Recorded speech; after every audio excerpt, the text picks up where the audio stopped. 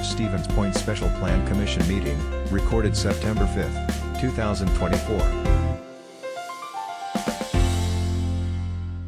6 o'clock, we will call the Special Plan Commission meeting to order. Director, could we get a roll call, please? Weeza. Here. Kneebone. Here. Arnson. Here. Beacom. Here. Muskoviak. Here. Rice. Here. Schuler. Here. Everyone is present. Thank you all very much for accommodating the need for this special meeting.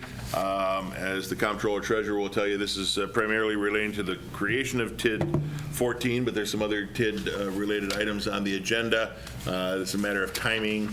And we had to have the Joint Review Board meeting no earlier than the 5th. Then we have to have the Plan Commission after the Joint Review Board. And then 2 weeks after that, no sooner than 2 weeks, we have to have the council. So we'll have a special council meeting on the 19th, Corey, is that correct? Correct. So we'll have a special council meeting on the 19th, all related to the same items, just to make sure we cross all the Ts, dot all the Is. Item number 2 is a public hearing regarding a proposed amendment of the project plan of Tax Incremental District 9 to allocate increment to 10, 11, and 12. Corey, do you want to talk about that, or should we let one of the Director Karnowski maybe? Either one. It's a fairly straightforward. We have Ellers available online as well. Ellers also available. Fairly straightforward request in which when a TIF has excess increment, we are allowed to, via a sharing mechanism, share that excess increment with other TIF districts that may not be doing too well financially.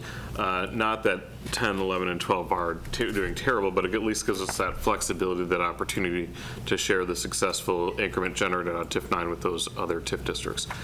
For those who are new to the Plan Commission, you might recall that TIF number 9 is the East Park Commerce Center and Portage County Business Park Tax Increment Finance District. TIF 10 is the downtown TIF District number 2. TIF 11 is what's known as the Northside Division Street TIF District. That's a relatively new TIF as well. That encompasses the area near the convent, south of Maria Drive, where the Banter apartment project is, down to, I believe, 4th Avenue.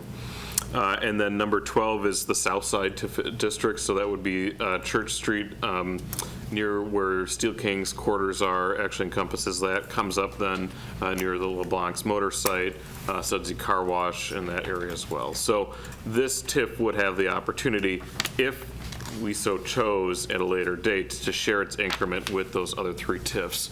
We have several other TIF districts that share increment with other TIFs. Just it's part of ensuring that the burden is on, the financial burden is on TIF districts and not that of the general fund. Thank you. And before we go too much further, I want to point out that the Joint Review Board met earlier today. I think we had a 10 o'clock meeting. That includes representatives from all of the taxing entities, including a citizen member, which is John Schleiss, the city's former Comptroller Treasurer.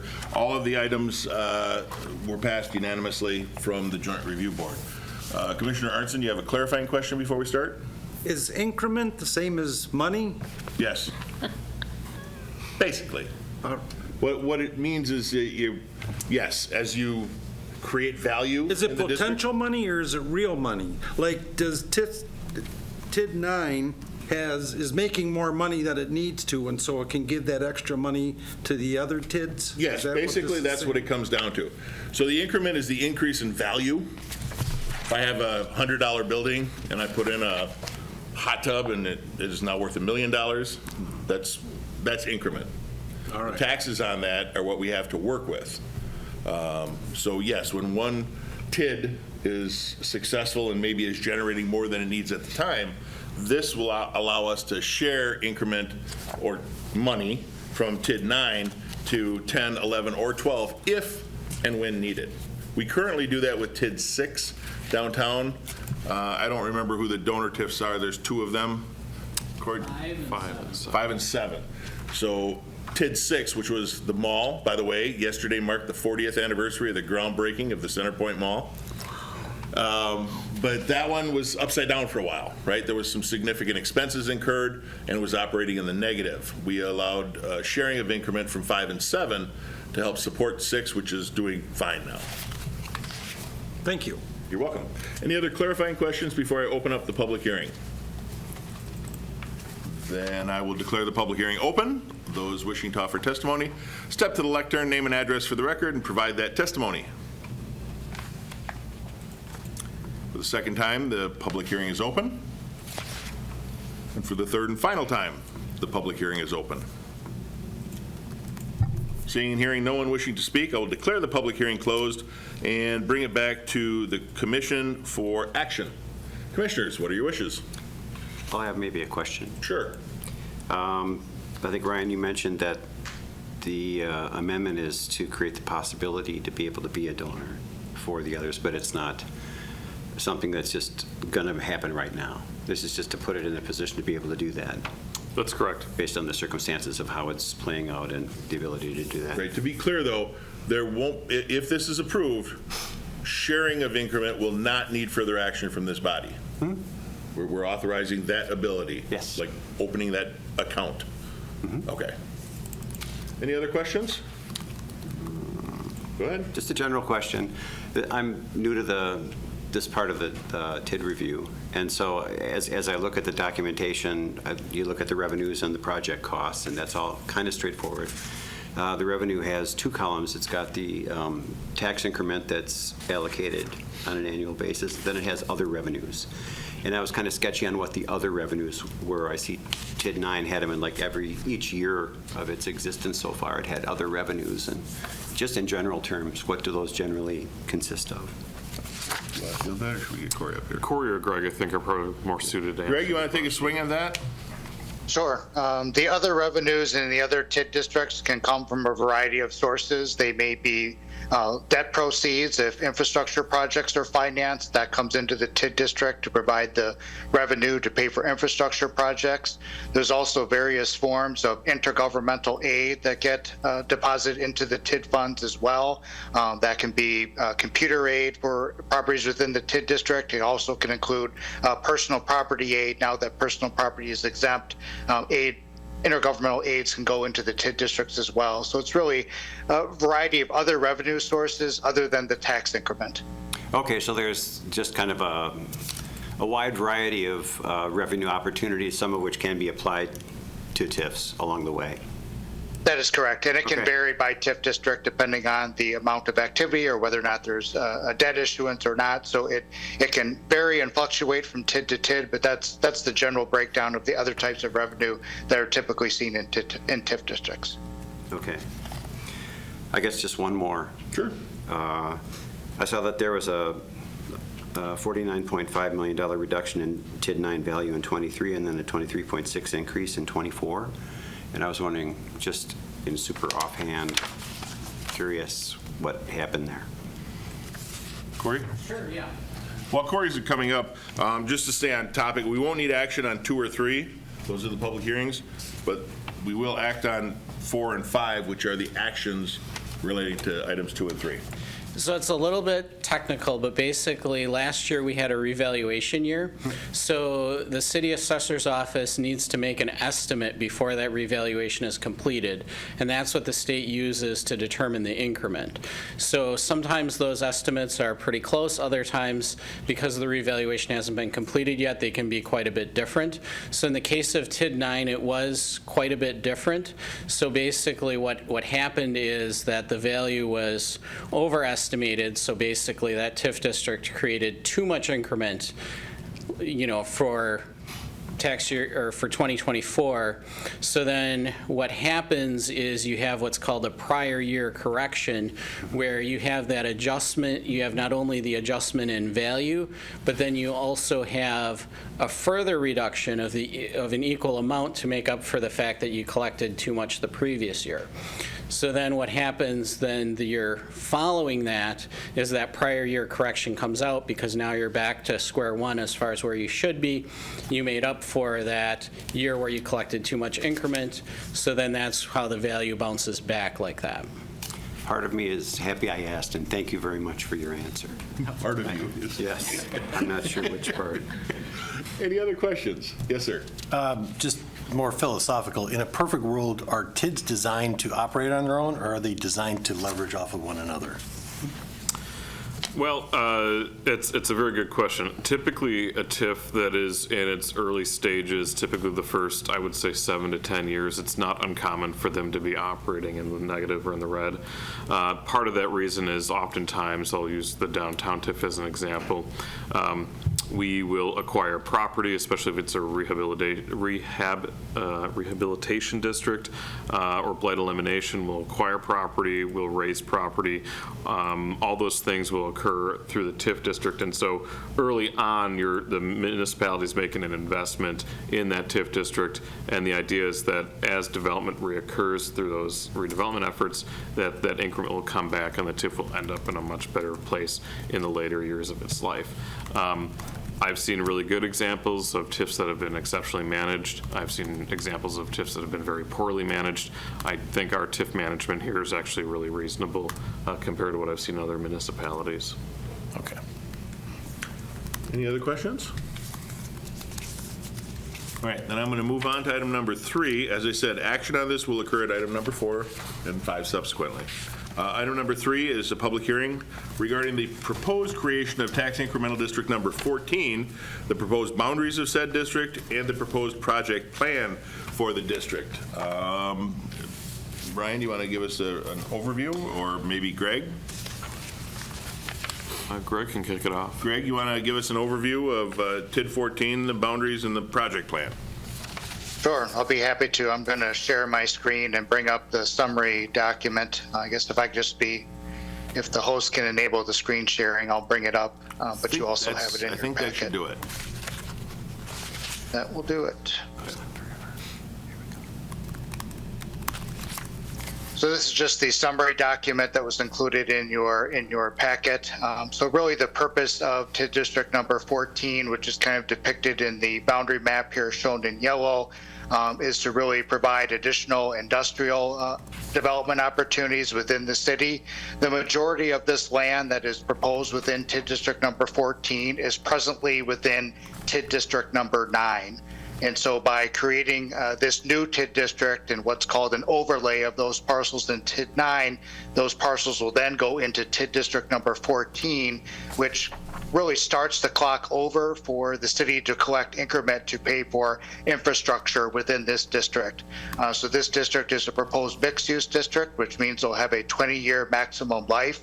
So you'll now have 20 years to kind of help generate increment to pay for investment within the proposed boundary of TID district number 14. So those parcels will no longer be in TID 9, but will be in TID 14 instead. And that kind of relates to the other item which we just discussed, which is since TID 9 is no longer really would be needed to help pay for investment in the area here to kind of to the east in terms of the proposed TID 14 boundary, that'll free it up to donate increment to those other funds. So these two other districts, so these actions are very much interrelated in terms of what we're trying to accomplish. So again, this is a mixed-use TID district. Not less than 50% of the area meets the definition of mixed-use development, which is largely industrial and some related commercial development within the district. So we kind of show the future land use map. Again, really the intent is to really focus on industrial development, and then there are some areas targeted for ancillary commercial development on the outskirts of the proposed boundary. The general, at a high level, the project costs that are included in the project plan include infrastructure investment to allow the area to develop. There's also allowances for development incentives, should the city determine those are necessary. Any development incentives would require a development agreement executed between the city and the Common Council. And then there's allowances for ongoing costs with the audit, TID reporting, and other reviews. Just want to make one comment about approval of the project plan. It identifies specific projects that are TID eligible expenses. Approval of the project plan does not commit the city to undertake those projects. The city still has to go through the regular approval process to authorize infrastructure improvements or development incentives. So the approval of the project plan makes the expenses TID eligible, but it's still at the discretion of the city if and when these expenditures are incurred. So here's the detailed list of the project costs and some estimated phasing. So largely consists of kind of core infrastructure improvements, road and related utility improvements. And there's others, several specific infrastructure projects that are identified, and then as well as allowances for development incentives. Then we've also estimated cost for interest if there's any long-term debt that's financed, and then also ongoing planning and administrative costs over the 20-year life of the district. So identified about $80.2 million of eligible project costs. Again, it'll be at the city's discretion if and when these project costs are incurred. We included a financial analysis within the project plan, which is one of the required findings within that document. It's really an illustration of the potential of the development within the district, how and how quickly the district develops will kind of unfold over time, but this is kind of an illustration of the potential of the full build out of the district. If 40% of the area is developed, that it's about 320 acres of developable land. So the cash flow model kind of illustrates if that 320 acres was developed as primarily industrial use, how that incremental value could unfold and how that could support project costs. So this cash flow model kind of illustrates, that tax increment as industrial development is phased in over the life of the district. Show phased financing of the infrastructure based on the project list and the proposed timing of those improvements.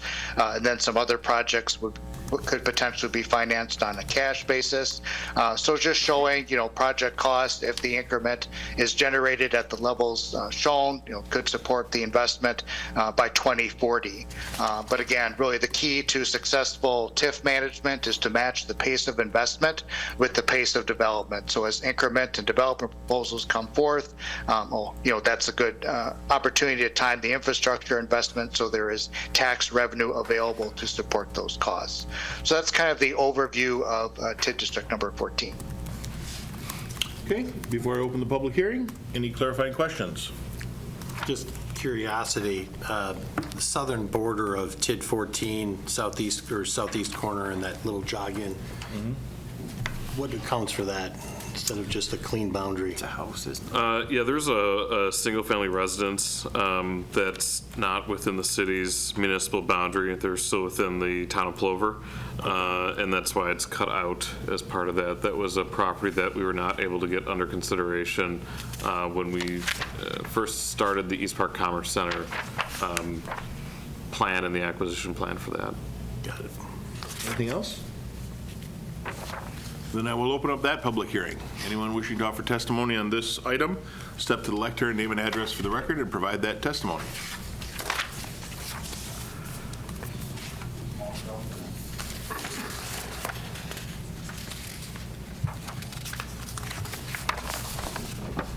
But a very important crowd. Yes. You may remember me from Tuesday, Bill Bushman, 5516 Elmwood. And I don't know where to start. This is a very frustrating conversation, in my opinion, and I think for all of my neighbors. And yet, as this committee has probably heard, not in my neighborhood way too many times, but nevertheless, little history lesson for some of you. Back in March of 23, this particular parcel purchase was a discussion item for the Planning Commission, and it kind of popped up without a lot of knowledge by the homeowners out in either Conifer or Hunter Oaks. Only through reading through the agenda packet, which I do on a regular basis, was I able to determine that within this parcel and within that packet of information, there was a planning site indicating the development of the Department of Public Works and a fire station on that particular parcel. It happens to be noted as Parcel 2 in your tax incremental information. It's Parcel 2 and Parcel 4, and that borders Old 18 and Burlesky Road, surrounded by residential neighborhoods to the north and to the west. Obviously, we have the train tracks to the south, and the bulk of this proposed tax incremental district to the south of the tracks. And at that time, shortly after that meeting, and it was really intended for the purchase, Mike, you'll recall a lot of that conversation, and not the usage, but to a lot of the homeowners, and certainly to myself, I thought they go hand in hand. You know, if we're going to accept that as a purchase, then we should at least have some determination of usage. And so we were able to get some usage conversation as part of that discussion. The one point that we did agree with Mayor Mike was that if the city purchased that parcel, the city would have control of the usage, which we thought was a very strong selling point or purchase point, versus the county coming in and buying it. Who knows what they would do with it? County jail, other county facilities that we just didn't want there. So on March 8th, Mike, I had sent you a email with a copy to back then President Melissa Johnson, outlining our concerns as to the usage, not the purchase, but the usage of that particular parcel. And we outlined at that point some of the pros and cons. Obviously, the pros being that you would have a fire station, easy access on the east side, which we currently don't have, other than maybe the one on Patch. It's about the nearest one. Other particular pros might have been reduced insurance cost, not for homeowners, but only for commercial properties. In talking to the insurance agents back then, your fire ratings are basically bracketed, and whether you're a 2 or a 5, you're going to get the same insurance rate. There was no benefit for the homeowner from an insurance standpoint. On the con side, obviously if you're in Hunter Oaks, more so than even Conifer, but for both subdivisions, reduced marketability, reduced values of your properties with a fire station and a public works facility there. Reduced values as a result of increased traffic, increased noise, potential increased air pollution. Potential probably for added cost, either for additional city staff or equipment to fill the fire station, so to speak. In talking about property values, I had talked to a couple of different appraisers. If you were in an immediate visibility in the so-called buffer zone of that development, if you were going to use it for that purpose, could have been on the low side of 10%, maybe as high as 15% reduction in your property value. Nobody wants that. There's too many homeowners out there that have lived there for a long period of time. Most of those developments, I think when they were developed primarily in the early 2000s, 1999 to 2000, 2001, primary development. But they still put a lot of time and money into their homes. We have.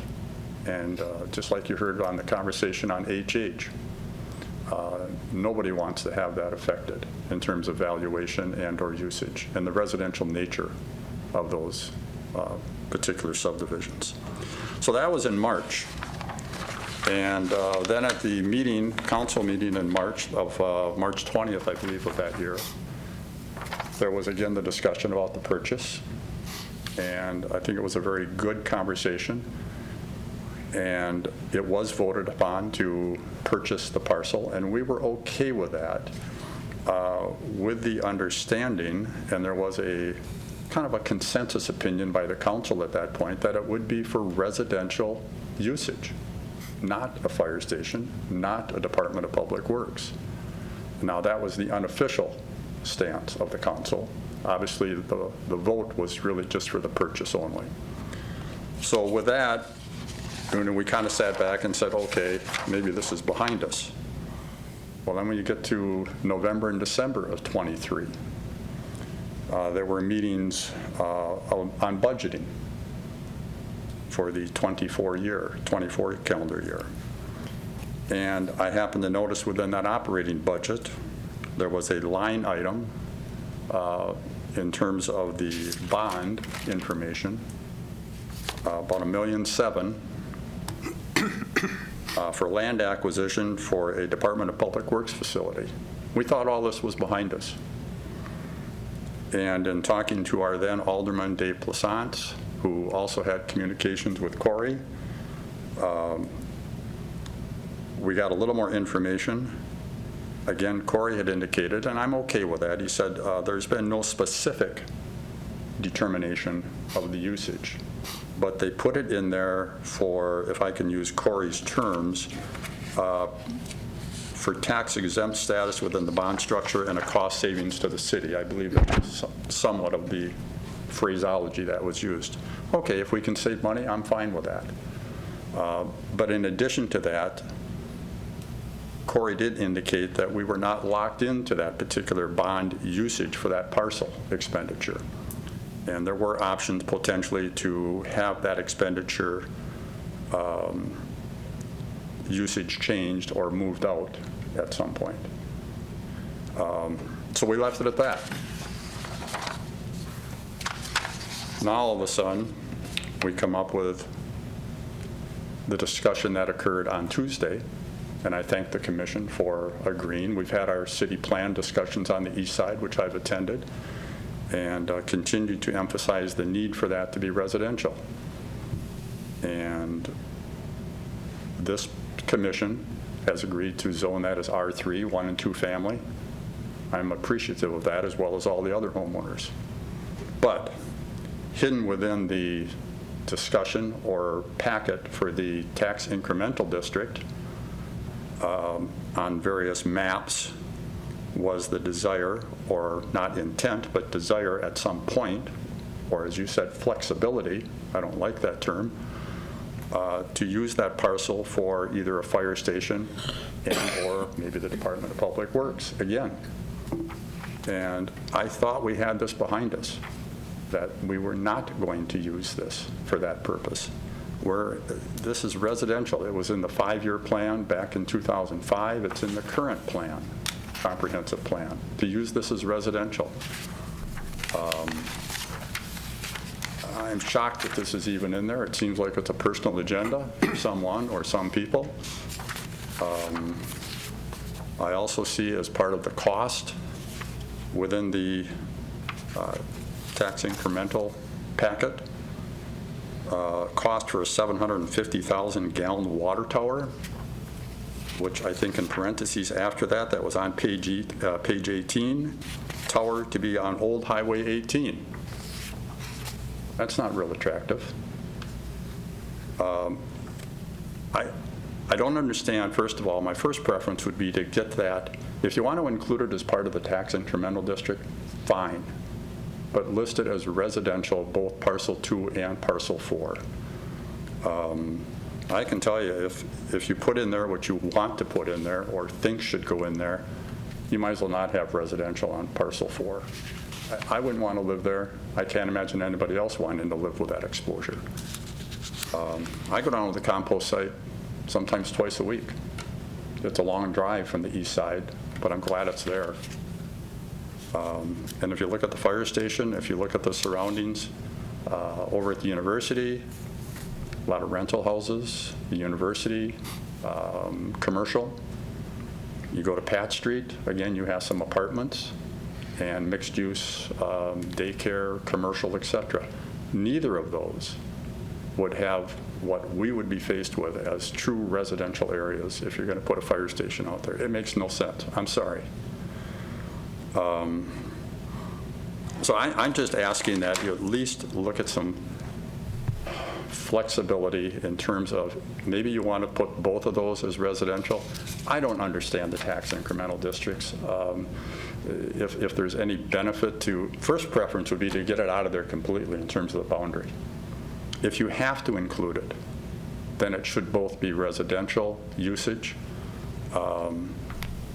I believe under the draft plan, I think on page 33, there's some discussions about zoning. It does say that it should be compatible with a neighboring or adjacent properties, but it also allows for a chance to rezone. I don't even like that statement in your draft plan. To me, if you're going to start it as residential, keep it as residential. I don't want to have this discussion a year from now, or 2 years from now, or 3 years from now when you start potentially building this out. I'm getting too old to get too frustrated on this whole issue. So, and I said, I know you guys don't like listening to this kind of conversation about not in my backyard. Yeah, this has to happen a lot. And I said, I sat through that conversation Tuesday with the HH people. I mean, I feel badly for them too. I don't know what's going to happen there. And I don't know what's going to happen here, other than I can just ask that you at least look at this and think about what you potentially may be doing to 2 good subdivisions. So I appreciate your time. Thank you. Thank you very much. Yeah. Public hearing is still open.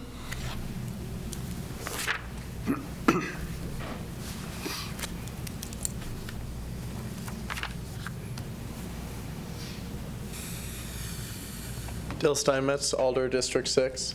Hunter Oaks and Conifer, the 2 neighborhoods that would be affected by that parcel that Bill Bushman so eloquently pointed out, they're in District 6, and unanimously they are not a fan of putting a public works building on that map reference point 1 and 2.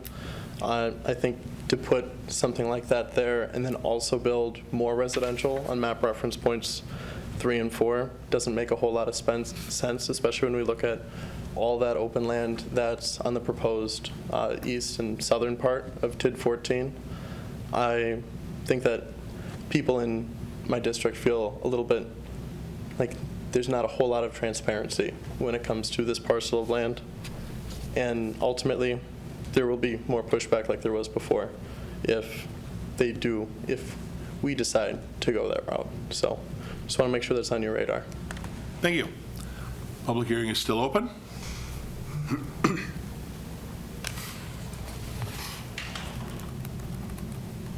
Hi, John Gardner, 2101 Birchwood Avenue, Stevens Point.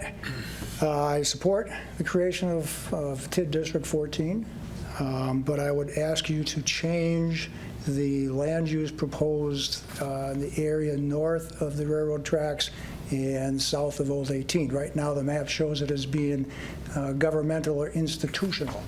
I would suggest that you as a plan commission have already voted on this twice, and the council's voted on it once before.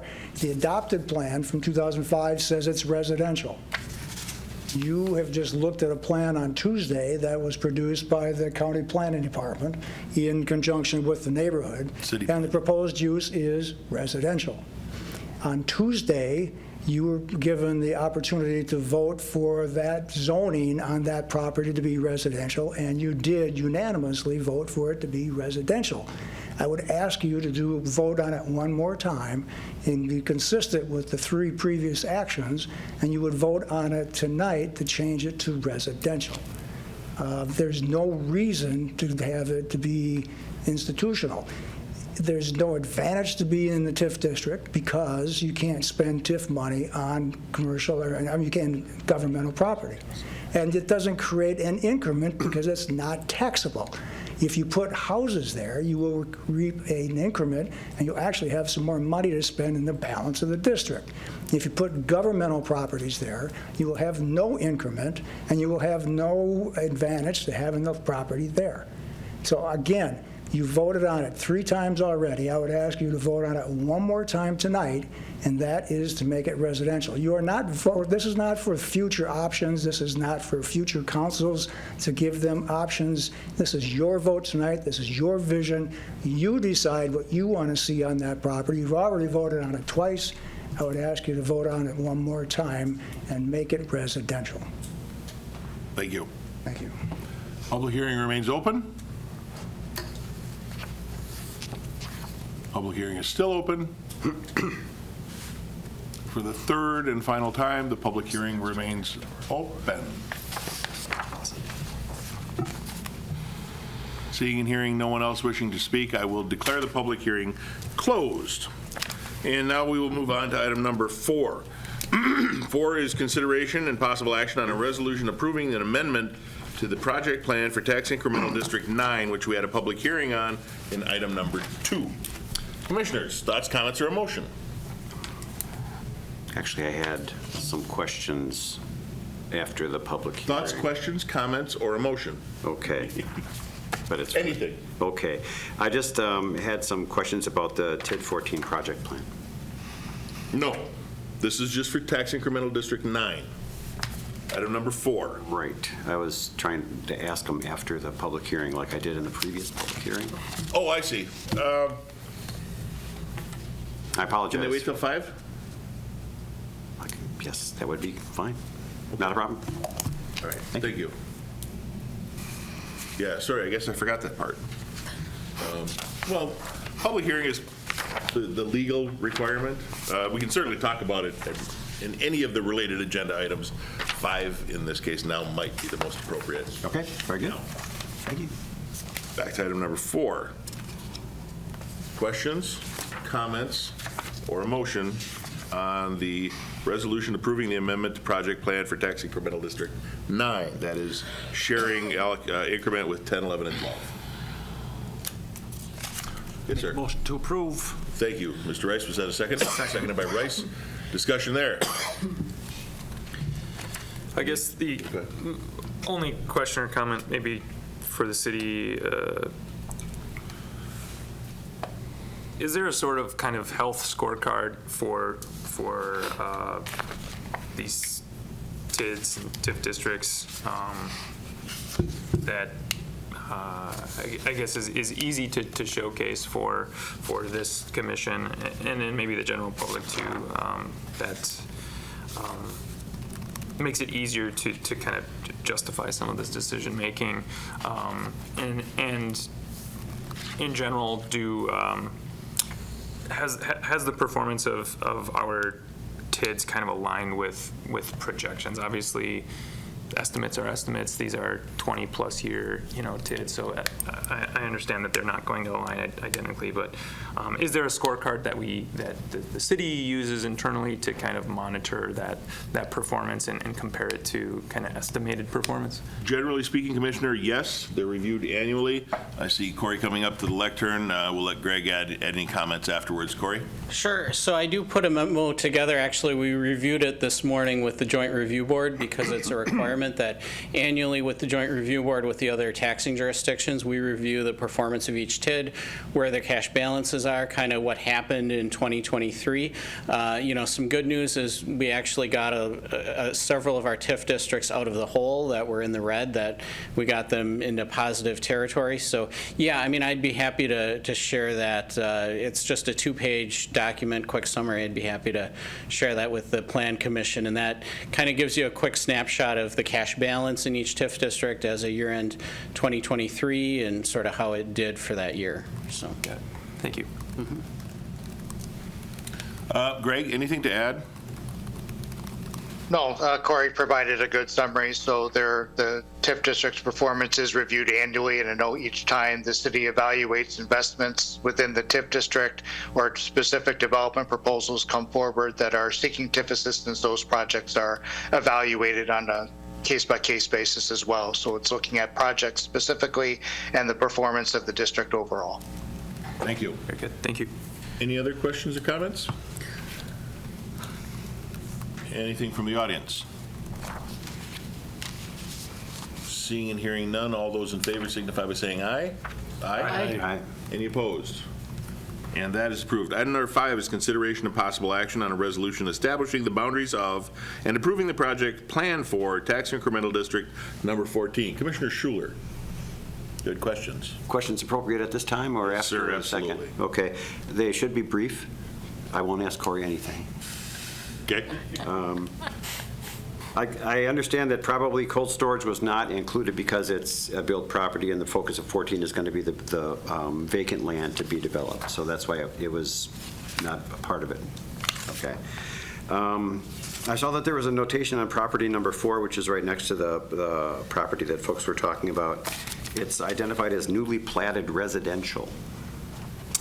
I was confused by that, or I was curious about that. Yeah, I think with how, when we put together these TIF districts, because the intended future land use is residential, that's how it was identified, because you can only have a certain percentage of your TIF districts be residential. I think in this case, it's no more than 35%. So because of that, we have to call it out within the TIF plan saying that that is newly platted residential, although it's not formally platted. It's not going through any type of formal, subdivision approval or platting approval. But because of how we have to call it out within the plan, that's why it's marked as that. Okay. I see that the estimate in the project plan is for $30 million out of the 80.2 million total expended or estimated project costs. How is that estimate for developer incentives determined? Each one is done on a case-by-case basis, so we don't go into a TIF plan with the idea that we're going to spend $30 million on developer incentives. But if a developer comes to us and they have, significant job growth and job creation, or they have a significant amount of increment that could be generated, we then negotiate a TIF deal based upon what we believe to be the projected increment. Then we put those development agreements together, indicating that they will hit specific assessment goals and increment goals within that to justify their tax increment incentive. So this is just, an estimate on what that could look like. Historically, and what's worked well for this community, and that I would continue to encourage even after my departure, is keeping your increment to incentive ratio, somewhere between that 15 to 20, 22% total, because that means that there's enough meat on the bone, if you will, for the municipality to do those infrastructure investments that are so critically needed, especially in a greenfield site like this. And what does that phrase mean, the ratio of incentive? Sure, good question. So we, when we put together TIF deals, we look at how much increment will be generated from that specific project, and then what our incentive is to that project. Okay. And it comes up with a ratio, and that's where we try to be, kind of between that 15 to 20, 22% at the top end. I appreciate that insight. Revenue projections are based on an assumed tax rate, 19 point whatever percent, to project through the life with some, I guess, reductions over time. Where's that tax rate from? The 19%, how is that selected? The $19.81 per thousand. Yeah, that's what I meant. Yes, that, because it kind of drives the whole understanding of the long-term revenue for the TID. That's the current per thousand. Okay, I wasn't sure, so Yep. Thank you. One last question. The plan says that this project plan is an estimate of the project costs and the type of projects involved.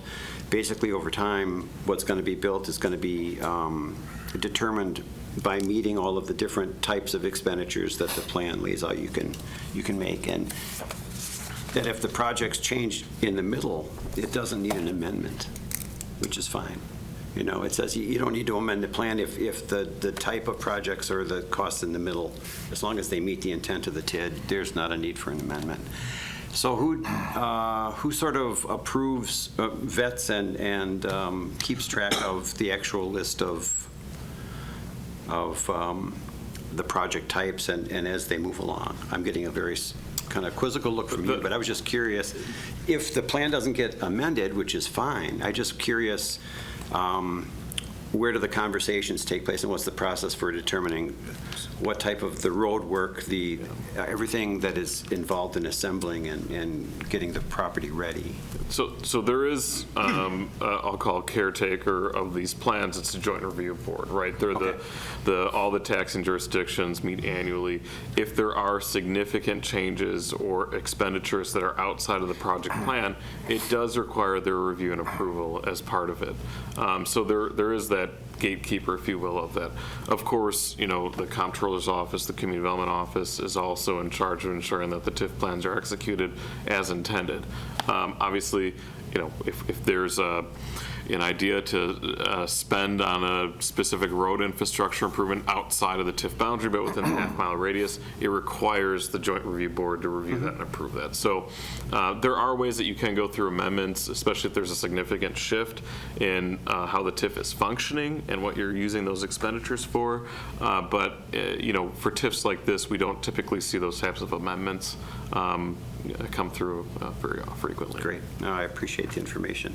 And just to double check that 9 did not need a boundary amendment even with the overlay. 9 did need a boundary amendment when we added portions of the Portage County Business Park. But not as a But it does result not of need the an overlay. amendment as a result of TIF 14, Okay. no. Thank you. Yes, sir, Mr. Beacom. Two quick questions. One, following up, Director talked about ratio, 15 to low 20s. Is that the actual cash capital provided to developers to incentivize? Typically, is that what that number is? It depends on how we structure a deal. So if it's a total cash incentive, yes, that's what we use. But if there's what we call the pay-go incentive, which is essentially property tax abatement, although we can't legally call it property tax abatement in Wisconsin, that's what the pay-go structure is, and that's a specific dollar amount. And we do take that into consideration when looking at the overall ratio. So assuming with TID financing, a lot of times that's what the developer uses to leverage to get their financing, so they're not bringing a lot to the table. They can leverage the contribution that the municipality makes. Depends on each project. I've seen projects where the developers bring in very little financially themselves to the table, but they've leveraged all sorts of other sources. I've also seen projects where a developer is bringing a fair amount of money to the table, and the city's portion's a small component to that. Sounds good. The only other point, obviously, we've heard what I think is some compelling comments related to and that neighborhood there. We have it listed in here as a future use for industrial religious government. Other than flexibility, is there a compelling reason why that parcel would be the right fit for that use from the changes that folks have expected? I have a lot of opinions on this. No, I mean, there really isn't. I mean, you could have it as residential, and that would be, consistent with the city's comprehensive plan.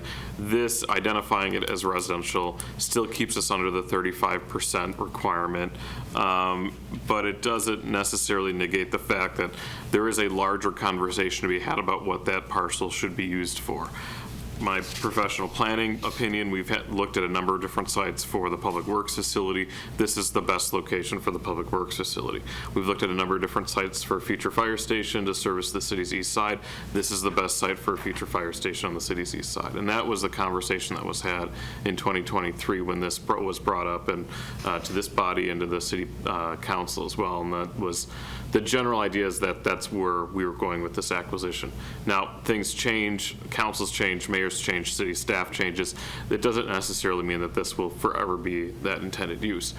I mean, if you wanted to have it as residential, that's totally an amendment that you could make, and staff wouldn't be against that idea. However, I do think that we need to be realistic with the intended future land use for that corner, which, from my professional opinion, should be the institutional government use.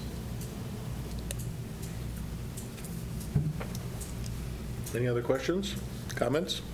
But just to confirm, the future land use maps in the current comprehensive plan, as well as in the most recently proposed, which we didn't take any motion on Tuesday, does show that parcel as residential use for, future land use, correct? That's correct. Okay. Alder Nebo. I think this is one of the rare times I disagree with city staff. We've got a parcel the city already owns on Highway 10 that I think has got enough space that we could put both things there. The southeast corner of the Bickford property, the city already owns it, basically one house on it. I don't know that that was ever looked at for a fire station and/or a garage, but I think that could work. I don't have a problem with the TID, but I do have a problem with that coming in as industrial, institutional or governmental. I think they should be residential. I don't, and the Common Council made a commitment to keep this residential. I made a commitment to residents to support residential, and I'm going to honor that commitment. I just think, I think we could look at other places for the garage. and the fire station. And I know that we need one, and I know it would benefit my neighborhood in particular, but I don't think this is the right place for it. We have a lot of space in here that could be carved out for that.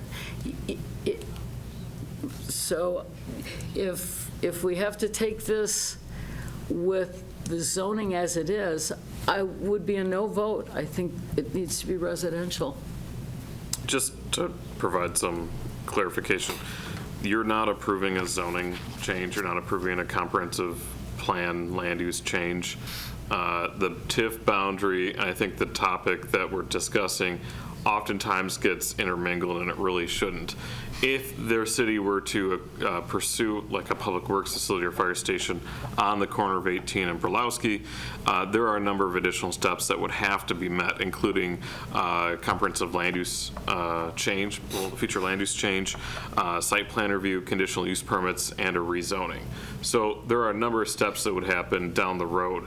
Approving it with the intended land use of being institutional government does not negate the process in which this body has to go through and this community has to go through in order to build the public works facility or the fire station into the future. As it has been said, councils change over time. I feel like if it's not protected now, if this doesn't get built out in 10 years, it could very well turn into something that the neighborhood never intended, or this council now never intended. But I guess that's the right of future councils and future electeds. And I know you know this already, Alderperson, but even if the designation were changed today to call it residential or future residential use, a council 2 years from now, 5 years from now, 20 years from now can change that zoning if they so choose, can change the designation if they so choose, just as we have done with our current council. So nothing is done in perpetuity.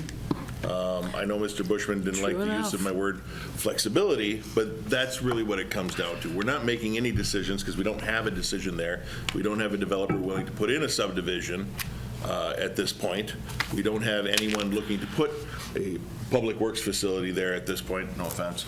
We don't have the money to do that. We don't have the money to put up a public works facility. We don't have the money to put up a fire department, even though at some point in the future, we know it's probably a good idea. So it's one of those goals. And keeping options as flexible as possible affords us that opportunity. Is that set in stone? No. Is it set in stone that it'll ever be anything more than a field? No, it's not. We hope it is, but we don't know. And that's the reason that it's in there as such. Mr. Arnson, I'm getting a confused look from you. I'm calling it confused. Maybe it's not confused. Maybe it's concerned. Contemplative, yes. Contemplative. I don't know. Is the option here, is one option, because I do agree with a lot of the commentary and the existing land use that there's a lot of reason for that to be residential. So is one of our options, say, to make an amendment to turn the colors of those to a residential? You do have that option to amend, yes. And that's what I was debating, whether I wanted to amend it or not. I do defer to experience and background understanding and education and such not. Again, to be clear, the words in this document are not etched in stone. Yes. That doesn't mean an industrial or but it states our intent at the time. That doesn't mean it's going to happen. It states our intent at the time, really, and really the Planning Commission. And if we approve this as is, it says our intent is that, yeah, maybe that's okay, and would pave the way for future councils to more easily say, well, it's there, we can do it. And you can always change it in the future. If it's currently in residential, and if we keep it residential, if it's determined that that's the place for a fire station, well, then you can change it in the future at that time. Right now, we don't have plans other than residential, And so Be clear, we don't have residential plans either. we have it in the zoning Yeah. document that we just approved, and we have it in the existing plan that needs to be updated. So I guess, yes, I would make an amendment to, however I want to say that, color them residential. This one This one already is, so right, that parcel Paraphrasing, to you form. want to amend the TID plan to identify, what is it, parcels 2 and 3, right? 1, 2, 3. 1, 2, 3 as Yes, residential. yes, I would make Four that. isn't, 4 and 5 already are. yeah, 4 and 5 are already different. Okay, is there a second to that motion? Second. Seconded by Rice. Discussion only on the motion. Yeah, I guess just to add kind of context, the flexibility exists to move kind of from one designation to the other in either direction. We don't have set plans for either of those uses, not hard plans right now. So for the sake of continuity, to me, it just makes sense that the future land use map as presented in the TID project plan matches the other documentation that the city has on file. And yet, it doesn't mean that there's not a fire station or a public works garage there sometime in the future, but again, for the sake of continuity, I think it makes sense to make this amendment. Thank you. Any other comments on the motion? Yes. I would rather see it start out residential and have to go through that whole process to change it than to start it out as government institutional and have to fight to get it back. So, again, future councils, who knows, but for now, as Commissioner Rice has to be consistent with what we've done in the past and what the Common Council has done in the past, I think that's a good amendment. Okay. Any other comments from the commission? Any comments from the audience on the motion? Only on the motion to amend. I think it'll be appreciated. All the comments have to come up here, but that's all right. I will reiterate that you think it will be appreciated, Alderperson. Yeah, it's just otherwise you got to come up here, Bill. All right. I just want to elaborate, not on what I said, but to help make the amendment make more sense. When I read that draft plan, Mike, and I referenced page 33, there was several sections in there. One was called the Master Comprehensive Plan and Map, and it says the proposed plan is in general conformance with the city's compliant or comprehensive plan, identifying the area as an appropriate for largely industrial use with comparable adjacent lands as mixed-use development. That's not what you would have in this case. So I even question the validity of having that noted as institutional government or et cetera. Section 14, it starts out, or there's part of that discussion. It says, development will occur in an orderly fashion in accordance with approved plans so that the projects within will be compatible with adjacent lands. If you're thinking about a fire station and or Department of Public Works, it is not compatible. So I even question how we got to this point of having that included as a possibility. And I agree with your comments, Mary. I don't want to have this conversation. I think I said this 2 years, 3 years, 4 years down the road.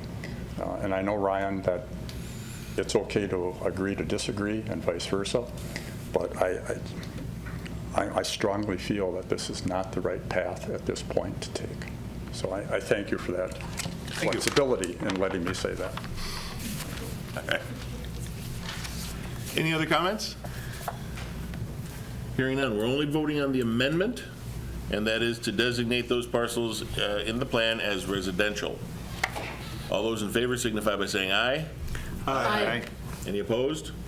And that is approved. Now, back to the original. Yes, sir? Yep, just real quick, you received a memo from Planner Kuhn regarding a few changes within the plan itself. After we had gone through the initial exercise of putting this together. There was an annexation, there were a few lot combinations, both public and private, and then there was dedication of right-of-way on the HH corridor and then Badger Avenue. So there have been some, I consider them to be relatively minor changes to the physical map. Those will be reflected in the final document that will go, again, before the Joint Review Board later this month. Just want to make you aware of that. Any questions on that? No, I saw that, I'm good with that, and that's why clarifying, I couldn't find my map, so I wasn't sure the parcels, but good. Just technical changes, I suppose. Okay, so a motion to approve as amended would be in order. I will, Commissioner Rice. so moved. Seconded by Commissioner Beacom. Discussion? Comments from the audience? Seeing and hearing none, go ahead. Oh, seeing and hearing none, all those in favor signify by saying aye. Aye. Any opposed? That is approved. Our agenda is exhausted, and we are adjourned at whatever time it is, 6:59. A video of this meeting is available for viewing on the city's website, stevenspoint.com/videos.